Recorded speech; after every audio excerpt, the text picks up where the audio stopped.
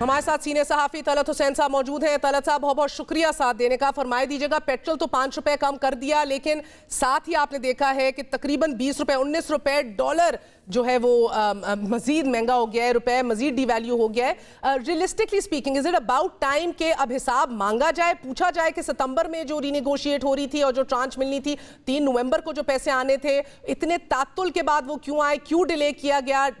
आपको लगता है कि डार साहब नीड्स टू आंसर नाउ?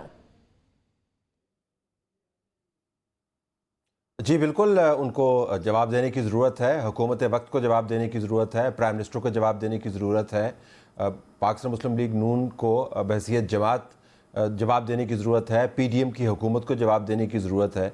जो आपने इब्तदाई में जो तमाम तफसीलात आदाद शुमार से पुर बयान की, उसने सीन तो सेट कर दिया है। मैं सिर्फ, चूँकि मैं इकोनॉमिस्ट नहीं हूँ, मैं पॉलिटिकल इकोनॉमी के ज़ाविये से बात कर सकता हूँ। मैं आपको ये बता सकता हूँ कि आप 2-4 जुमलों के अंदर मामले को सम अप कर सकते हैं अगर आप पॉलिटिकल इकोनॉमी के ज़ाविये से देखें। एक तो है D for dollar, D for Dar और D फॉर डिज़ास्टर। तो एक तो ये जहन में रख लें। दूसरा ये कि I फॉर IM यानी मैं खुद, और I फॉर IMF। अब अगर आप ये 5 अल्फाज ले लें तो D फॉर डॉलर और D फॉर डार। अब डार साहब ने, जिस तरह आपने खुद ही बताया, एक पैमाना सेट कर दिया था मईशत को संभाला देने का, और मिफ्ता इस्माइल साबित करने के लिए कि मिफ्ता इस्माइल की जो हैंडलिंग थी IMF की वो दुरुस्त नहीं थी, और वो था कि रुपए को हमने बढ़ाना है और डॉलर को हमने काबू में रखना है। और उन्होंने बोला था कि मैं IMF के साथ बातचीत कर लूँगा और मामलात को तय कर लूँगा। वो नहीं हो पाया। अगर आप इस मौजूदा डिज़ास्टर का अगर आप आगाज़ देखें, इसकी जड़ें बड़ी पुरानी हैं, उसमें हम जा सकते हैं, लेकिन ज़रा इस हुकूमत की हम बात करें तो इसी से जवाबदेही लेनी है। डिज़ास्टर का आगाज़ देखें तो जिसको वो कहते हैं ना कि आपने कमरे को सही तरीके से समझा नहीं, you did not read the room. तो डार साहब जब लैंड किए तो मेरे ख्याल में उनका ख्याल था कि आप वो उस IMF के साथ डील कर रहे हैं जो 10 साल पुराना है। IMF तब्दील हो गया, पाकिस्तान की वक़्त तब्दील हो गई, पाकिस्तान की मईशत तब्दील हो गई, और IMF के रवैये में बैनुल-अक़वामी तौर पर सख्ती भी बहुत आ गई। तो मेरे ख्याल में डार साहब ने उस कमरे को रीड नहीं किया जिसके अंदर उन्होंने चेयर संभाली। अब आ जाएं I for IM and IMF। अब डार साहब वर्सेस IMF, जब आप मामले को रियासत और हुकूमत से हटाकर मैं और IMF के अंदर ले जाते हैं, फिर आपको पता है वहाँ पर भी बहुत घाघ और तगड़े ब्यूरोक्रेट बैठे हुए हैं। वो फिर आपकी नाक रगड़वाएंगे, और नाक ऐसे रगड़वाएंगे कि आपको हर मोड़ के ऊपर वो आपकी चीखें निकलवाएंगे, और चीखें उन्होंने निकलवाई। मेरे ख्याल में ये जो डिले हुआ है, ख़ास हद तक तो डार साहब ने इस मफरूज़े पर डिले किया कि वो IMF के साथ निगोशिएट करके डॉलर के मामले पर और रुपये के मामले पर और सब्सिडीज़ के मामले के ऊपर उनको कन्विंस कर लेंगे। लेकिन उसके बाद मुझे लगता ये है कि IMF ने फिर एक ज़िद पकड़ ली, और उन्होंने कहा कि अगर आपने इस तरह खेलना है तो फिर आपको इस तरह खेल के दिखाते हैं। तो ये D for dollar, D for Dar, D for disaster, I for IM and I for IMF, मेरे नज़दीक this really sums it up. It really does. मगर तलत साहब, बहुत देर से इस मुल्क के अंदर कोई अकाउंटेबिलिटी, एहतसाब और जवाबदेही नहीं होती। कोई भी अपनी लैक ऑफ परफॉर्मेंस की जवाबदेही नहीं करता, ना उससे कोई ली जाती है। मुझे बताइए कि गो के आई डू बिलीव कि मिफ्ता साहब को भी प्रीमेच्योरली निकाल दिया गया, गलत सिग्नल्स गए, मार्केट में भी गलत सिग्नल्स गए IMF की तरफ भी कि संजीदा नहीं है। बनती बनाई डील्स, बनती बनाई बातें जो हैं वो हमने देखा ऑफ ट्रैक चली गई हैं, नॉट विद स्टैंडिंग के डार साहब के अपने हैंगअप्स या ईगो के इशूज जो थे। अब उनको हटाना भी शायद मुस्बत सिग्नलिंग ना हो, मगर ऑपोजिशन कह रही है he needs to step down, और शायद एक आम फलती फूलती ऐसे गवर्नमेंट में या मुआशरे में, ऐसी मुल्क के अंदर जिधर अकाउंटेबिलिटी होती, मे बी फाइनेंस मिनिस्टर से रिजाइन ले लिया जाता। मगर इनको तो लाने वाले भी शहबाज शरीफ साहब नहीं थे, तो क्या इनको भेजने वाले शहबाज शरीफ साहब हो सकते हैं? देखिए, लाने और भेजने का जहाँ तक अपोजिशन की डिमांड का ताल्लुक है, तो अपोजिशन तो हर किसी का इस्तीफ़ा चाहती है। वो सिर्फ डार साहब का इस्तीफ़ा नहीं चाहती, वो वज़ीर आज़म का इस्तीफ़ा चाहती है। चलिए छोड़ दें अपोजिशन, वैसे हालात के ऊपर और इनकी परफॉर्मेंस के ऊपर सरहद बात करें। इस्तीफ़ा मैं वैसे बात कर रहा हूँ। तो ये डिमांड है, अपोजिशन तो ज़ाहिर उसको हार्नेस करेगी, उसको इस्तेमाल करेगी। हुकूमत का मसला इस वक्त ये है कि हुकूमत ने अपने तमाम अंडे जो हैं डार साहब की बास्केट में डाल दिए हैं। मिफ्ता इस्माइल की जो मैनेजमेंट थी, मुकम्मल तौर पर जिसको लेज़ा फेयर इकॉनमी कहते हैं कि आप मार्केट फोर्सेस के मुताबिक चलें, अपनी वक़्त को आप जानें, और IMF के साथ आप बहुत ज़्यादा सींग ना लड़ाएं। मेरे ख्याल में वो प्राइम मिनिस्टर साहब ने रद्द किया, और फिर उसके बाद आपने देखा कि प्राइम मिनिस्टर के बेटे ने किस तरह मिफ्ता इस्माइल की तज़हीक की और उनको कहा कि पिछली हुकूमत के मिनिस्टर्स के साथ मिला के कि ये तो लास्ट जो 3-4 गुजरे वो क्लाउन्स थे, जी जो जोकर्स एंड क्लाउन्स थे। तो अब मेरे ख्याल में इनके पास ऑप्शन नहीं है। आज डार साहब ने दोबारा ये कहा है कि निगोशिएट कर रहे हैं, कंक्लूड हो जाएगा अगले हफ्ते में, लेकिन ये हफ्ता आने का नहीं है। मेरे ख्याल में आपको टेप ज़रा रिवाइंड भी करनी चाहिए। इस हुकूमत की जो क्लमजीनेस है, इसकी जो हमाकतें हैं, इसका जो घामड़पन है वो अपनी जगह पर, इसकी सियासी कंपल्शंस भी अपनी जगह पर, लेकिन मेरे ख्याल में हमारा जो ओवरऑल निगोशिएटिंग टैक्टिक रहा है IMF के साथ, वो इस मफरूज़े पर बुनियाद करता रहा है। इमरान खान के दौर में भी यही मफरूज़ा कायम था कि किसी ना किसी तरीके से हमारा वज़न इतना है कि IMF को हमारी बात सुननी होगी।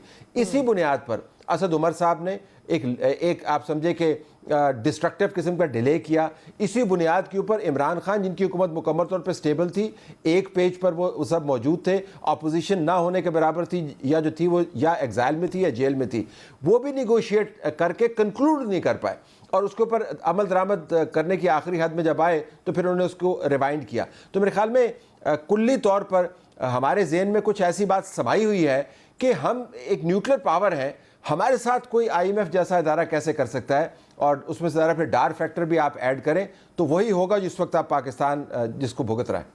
सर साहब 30 जून से पहले 7 अरब की अदायगियां हैं। मेरा मतलब ये पैसे कहाँ से आएंगे? कोई दोस्त ममालिक जो है वो स्टेप इन करने को तैयार नहीं है, रोल ओवर्स नहीं देख रहे, आप डिपॉजिट्स नहीं अभी देख रहे, हालात सख्त गंभीर है। मगर बहरहाल डार साहब आपसे ही कह रहे, अभी भी बजिद हैं कि ये कह रहे हैं एंटी पाकिस्तान मुखालिफ अनासिर हैं जो ये मिलिशियस कैंपेन स्प्रेड कर रहे हैं। एक सेंस ऑफ डिनायल है। अब नून लीग के अंदर से आवाजें उठना शुरू हो गई हैं कि डार साहब के खानदान का तमाम तर बिजनेस तो डॉलर में, उनको क्या अफेक्ट होता है? So these are questions which are going to arise now.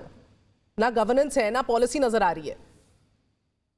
जाहिर है जी, जब आप बैक फुट पे हो ना महर, तो फिर आपको पता है, तो हर किसी का दिल करता है कि आपको एक चपत रसीद करे। जिनके मामलात वो नहीं होते जिसकी वजह से आप बैक फुट पे होते हैं, वो भी गुजरते गुजरते आपको एक आध रसीद कर देते हैं। तो बैक फुट पे हुकूमत ने अपने आप को खुद डाला। मेरे ख्याल में एक क्रूशियल विंडो ऑफ टाइम था डार साहब के पास जब वो वापस तशरीफ़ लाए थे, और उस वक्त उनके पास निगोशिएटिंग स्पेस ज़रा ज़्यादा थी, लेकिन उसको ज़ाया कर दिया गया क्योंकि ये हुकूमत मखमसे में मुब्तला रही कि हम कितनी कॉस्ट पे करेंगे, और ये कैलकुलेट करते करते कि हम कितनी कॉस्ट पे करेंगे, वो इतनी कॉस्ट पे कर चुके हैं कि अगले इंतखाबात के अंदर मुझे लगता है बहुत सारी जगहों पर इनको IMF के धचके लगेंगे, इमरान के धचके नहीं लगेंगे।